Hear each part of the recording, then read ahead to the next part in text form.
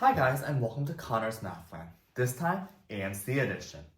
Today we'll be covering a very cool AMC problem that covers a lot of different concepts within the realm of algebra, all in one problem. The problem is really long, so I'll just give a quick summary of the problem, and you can read it by your own. So we have two functions.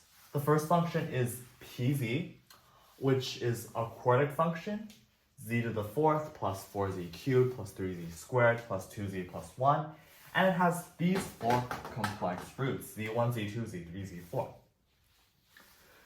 Q of x is a random monic quartic polynomial. We do not know anything about the coefficients a, b, c, and d.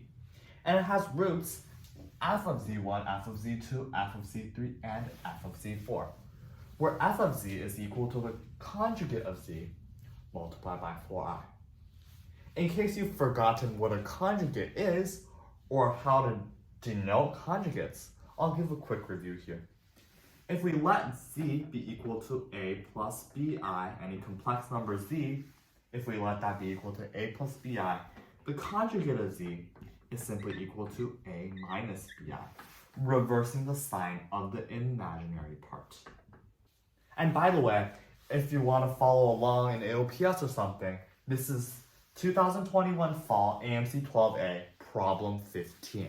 So you can follow along on AOPS or whatever other app that you prefer to use. Okay, so how do we start this problem? Well, we want to find the sum of b and d here.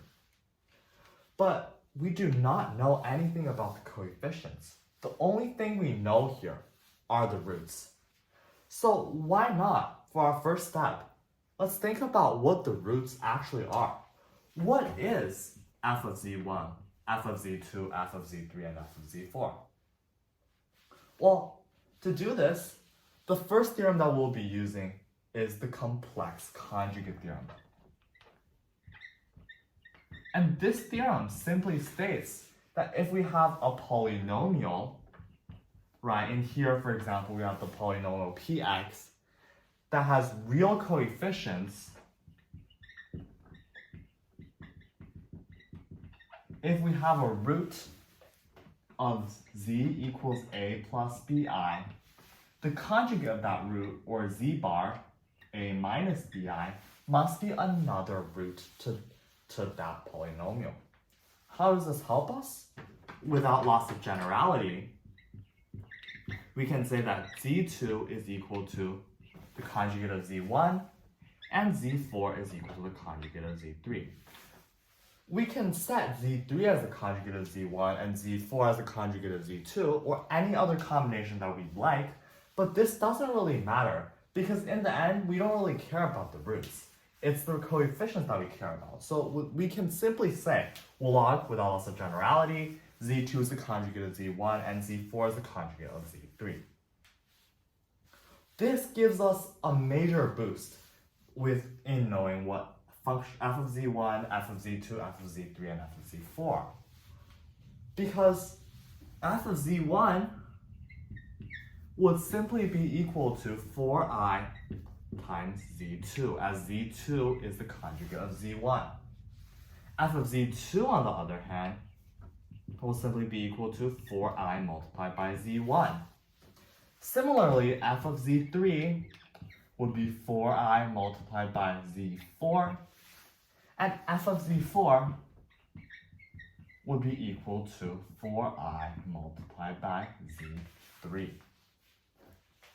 Okay, so now we have all of these roots. How do we find b and d? If we have roots, how do we turn that into coefficients?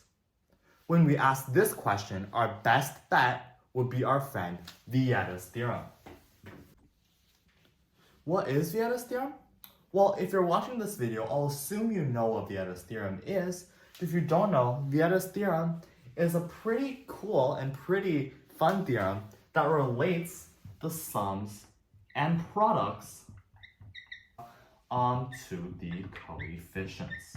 It's a very, very niche formula, so please check it out if you haven't already yet. But Vieta's theorem here is extremely appealing for a few reasons.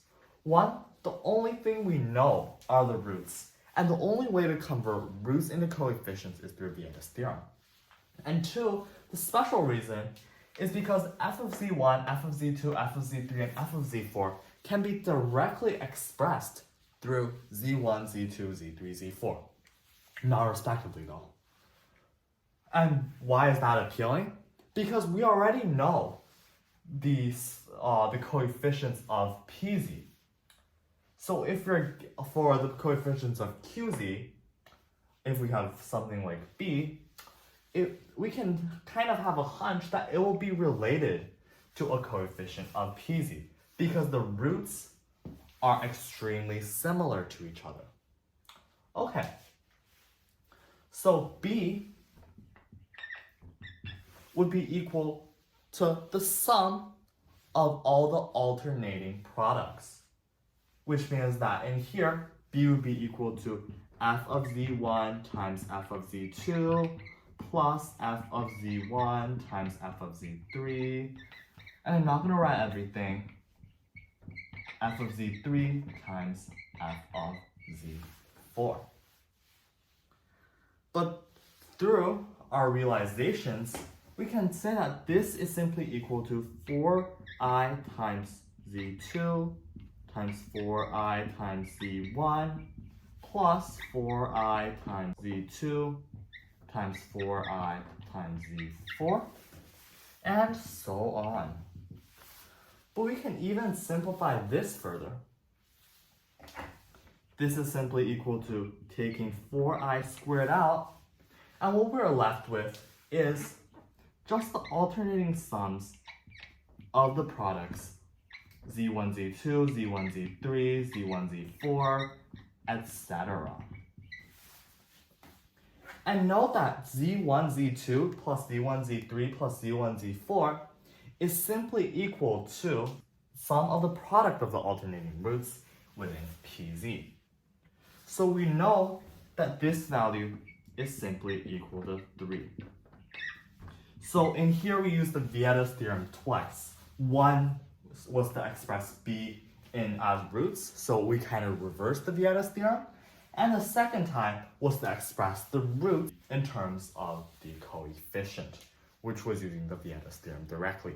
And this gives us a value of negative 48 for b. We can find d in a similar way.